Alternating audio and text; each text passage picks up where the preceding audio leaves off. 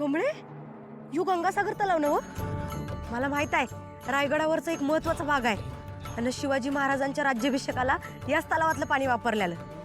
नाही निंगी, तुला जरा ॲडिशनल माहिती देतो. 6 जून 1674 साली छत्रपती शिवाजी महाराजांच्या राज्याभिषेकासाठी काशीवरून गागा भट आले होते आणि त्यांनी 7 नद्यांचं पाणी मागवलं. राज्याभिषेकानंतर जे पाणी उरलं ते त्यांनी या तलावात सोडलं. पुढे त्यांनी याच्यावरती एक कविताही केली आणि मग या तलावाला गंगासागर तलाव या नावाने ओळखलं जायला लागलं. आणि त्या तिथं राजसदर बी आहे ना, तिथेच महाराजांच्या राजसभा भरायच्या. म्हणजे न्यायनिवाडा, राज्यकारभार, सगळ्या महत्वाच्या चर्चा सगळं इथंच व्हायचं. या रे ऐक ना, मला एक डाऊट आहे. म्हणजे इथे मला कुठे जिम दिसले नाही. त्या काळात जिम नव्हते का?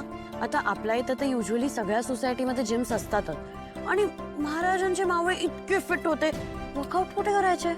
आणि का अगं, महाराजांच्या काळात तसं मोबाईलवरचं खेळ खेळलं जात नव्हतं, तर मैदानी खेळ खेळलं जात होतं. म्हणजे कबड्डी, दांडपट्टा, जोर बैठका, गोळाफेक हे समजा ते खेळायचे आणि त्यातनंच त्यांचा व्यायाम व्हायचा. अगं पैलवान तर रोजच्या रोज कसरती करायचं. आपल्यासारखं एसी मध्ये बसून असं मशिनीवर व्यायाम नाही करायचं ते. अगं बाया माणसं तर दिवसभर गडावरनं वर खाली करायचं. कपडे धुवायच्या, हिरीतनं पाणी आणायच्या, दळण करायला लागायचं, जात्यावर शेतात जाऊन काम करायला लागायचं. ह्यातच त्यांचा व्यायाम व्हायचा. म्हणून त्यांना अशी सेपरेट जिमची गरजच नव्हती. अगं आजकालचे आपल्यासारखी पोरं सगळे मोबाईलच्या आहारी गेलेत, त्यामुळे आपल्या जीवनाचा सगळा ताळमेळच बिघडून गेला.